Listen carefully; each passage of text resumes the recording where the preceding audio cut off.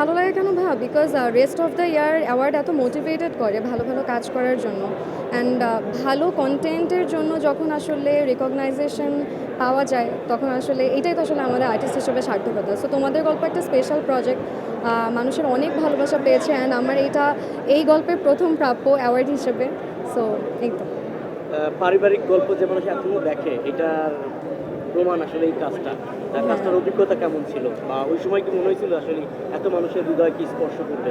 সত্যি বলতে আমাদের এক্সপেকটেশনের বাহিরে এটা মানুষ পছন্দ করেছে। আমরা শুটিংয়ের সময় বুঝেছিলাম যে কিছু একটা ভালো কিছু হবে, এদের একটা ভালো প্রজেক্ট যাবে। আর এত এত ট্যালেন্টেড আর্টিস্ট ছিল, সো এখানে একটু ভয়ও ছিল যে তাদের সাথে আসলে তাল মিলিয়ে কতটুকু অ্যাক্টিং করতে পারবো। বাট প্রত্যেকটা ক্যারেক্টার আমরা এত মজা করে শুটিং করেছি and credit goes to my director Raj ভাইয়া। উনি আসলে সেটে সবাইকে খুবই প্যাম্পার করে রাখে। সো কাজটা করার সময় কখনোই ফিল হয় নাই যে কোনো প্রেশারের মধ্যে আছি। সো সবাই যে শালু বলে আপনাকে ডাকে সেটাকে কি চরিত্রের মাধ্যমে রেকগনাইজেশন পাওয়া আসলে খুবই বড় একটা বিষয়। সো শালু আমার এমন একটা ক্যারেক্টার, আমার মনে আছে আমি ঈদের কিছুদিন পরে কোনো একটা রেস্টুরেন্টে আমি বসেছিলাম, একটা পিচ্চি মেয়ে এসে আমাকে বলছে যে আপু আমি কানাডা থাকি। তখন ওনার মা এসে বলে যে ও শালু শালু করে আমাকে ডাকছিল। সো ওর মা আবার পরে আমাকে বলতেছে যে আমার মেয়ে সারাদিন এই নাটকটা দেখে and everyone cried after watching this drama. So আপনার একটা সিগনেচার নাম ছিল সুহাসিনী, সেই জায়গা থেকে শালু মনে হচ্ছে একটু ইদানিং একটু বেশি ছাড়িয়ে গেছে, এটাকে আপনি লক্ষ্য করছেন কিনা? হ্যাঁ বলা যায়। রিসেন্টলি আমি একটা নাটক করেছি হৃদয়ের গভীরে, ওখানে রাহা ক্যারেক্টারটা সেটাও একটা আলাদা আমার জন্য পরিচয় দিয়েছে। But Suhasini will always be special to my heart.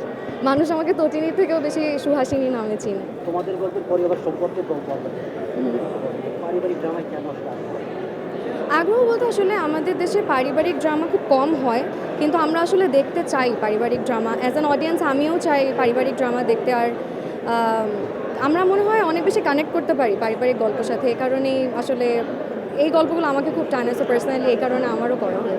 সামনে ভালোবাসা দিবস, নতুন একটা বছর শুরু হলো, কাজের প্ল্যান বা একটা পরিকল্পনা যদি করতেন কীভাবে? বেশ কিছু কাজে আসবে, নাটকে আসবে, সিএমভিতে বেশ কিছু কাজ আসবে, ক্যাপিটাল ড্রামাতে আসবে, রাজ ভাইয়ার 2টা কাজ আসবে। So I am very very excited for both of the work. একটা খুবই ক্রিটিক টাইপের একটু গল্পভিত্তিক কাজ, আর একটা খুবই ফান কন্টেন্ট। সো দেখি let's hope for the best, আপনারা দোয়া করবেন।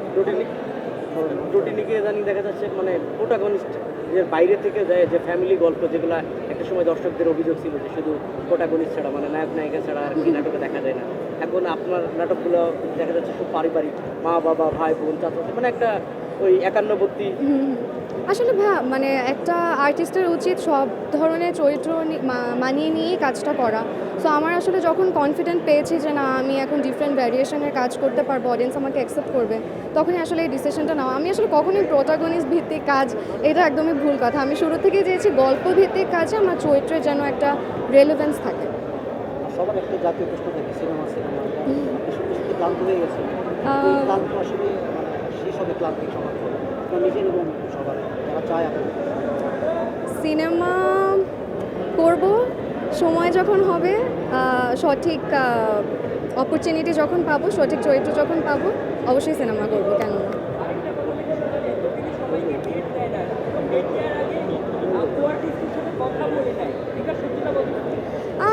না ডেট আমি সবাইকে তো আসলে ডেট দেওয়াটা বিষয় না।